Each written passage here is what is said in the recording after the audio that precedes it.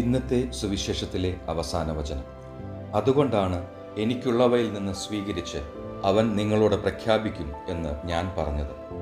സത്യത്തിൻ്റെയും കൃപയുടെയും ചാലകങ്ങളായിരിക്കേണ്ടതിൻ്റെ പ്രാധാന്യത്തെക്കുറിച്ച് ഈ വചനം നമ്മെ ഓർമ്മിപ്പിക്കുന്നു. ഇത് യേശുവും പരിശുദ്ധാത്മാവും അവൻ്റെ അനുയായികളും തമ്മിലുള്ള അടുത്ത ബന്ധത്തെക്കുറിച്ച് പറയുന്നു.